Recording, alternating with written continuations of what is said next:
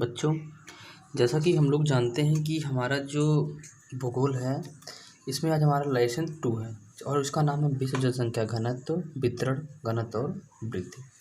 इसमें बताया गया है कि जनसंख्या जो परिवर्तन होते हैं, इसमें 3 घटक होते हैं। कौन कौन सा? एक तो जन्म दर हो जाता है, दूसरा मृत्यु दर और तीसरा हमारा प्रवास हो जाता है। अब हम सबसे पहले जानेंगे जन्म दर क्या होता है।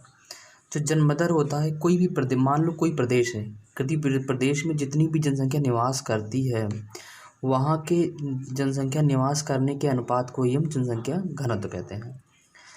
और अगर हम जनसंख्या घनत्व हमको मान लीजिए निकालना है कि कितना जनसंख्या घनत्व हमें नहीं मालूम है, तो रूल के हिसाब से भी हम इसको निकाल सकते हैं। इसका रूल होता है बच्चों, जनसंख्या घनत्व बराबर जनसंख्या बटा क्षेत्रफल।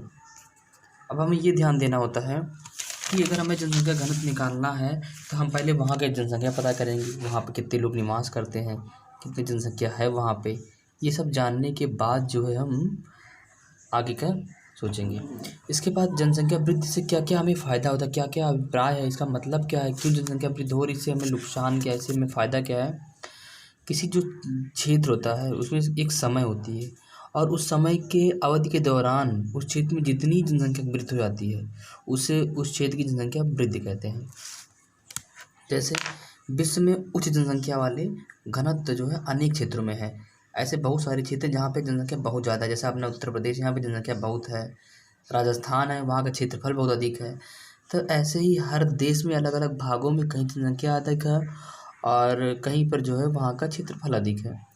और जनसंख्या अधिक होती है तो वहाँ का जो प्रति वर्ग किलोमीटर है वो 200 से अधिक होती है यहाँ, यानी वहाँ पर 200 किलोमीटर प्रति वर्ग किलोमीटर से अधिक व्यक्ति निवास करते हैं। जैसे इन क्षेत्रों, जैसे संयुक्त राज्य अमेरिका आ जाता है और हमारा जो है उत्तर पूर्वी भाग आ जाता है, जितना है यूरोप का उत्तर पश्चिमी भाग आ जाता है। ऐसे ऐसी क्षेत्र हैं जहाँ पर जो है उपजाऊ मिट्टी, कृषि योग्य क्षेत्र नहीं होती हैं और वहाँ पे जो है जल, खनिज आदि संसाधन उपयुक्त मात्रा में नहीं पाया जाता है। ऐसे क्षेत्रों में जो है जनसंख्या घन जो है अधिक क्षेत्र हो जाता है, क्योंकि वहाँ रहने के लिए वहाँ पे वो अनुकूल दशाएं होती हैं।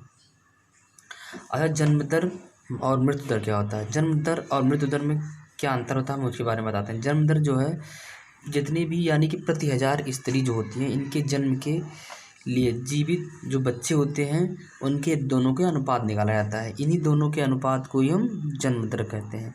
यानी अगर हमको जन्म दर निकालना हो तो किसी वर्ष में जितने जीवित बच्चे हों और किसी क्षेत्र में वहाँ के जितनी भी जनसंख्या है उसको अगर हम 1000 से गुणा कर देंगे तो वहाँ पे हमको जनसंख्या पता चल जाएगी। ये हमें जनसंख्या निकालने का तरीका है। इसके बाद आता है हमारा जो है मृत्यु दर। अच्छा, हमको मृत्यु दर निकालना है बच्चों, तो कैसे निकालेंगे? मृत्यु दर निकालने के लिए जो है उस क्षेत्र में जितनी भी मृतक लोगों की जो संख्या है वहाँ पे हम पता करेंगे कितनी जनसंख्या में मृतक लोगों की मृत्यु हुई है और उस वर्ष के मध्य में, यानी उस वर्ष के मध्य में जितनी जनसंख्या वहाँ पे निवास कर रही है उस समय प्रेजेंट टाइम में, उसको अगर हम 1000 से कैलकुलेशन कर देंगे तो हमारा वहाँ पे टोटल मृत्यु दर निकल जाती है। ये तो हो गया हमारा जन्म दर और मृत्यु दर निकालने का तरीका।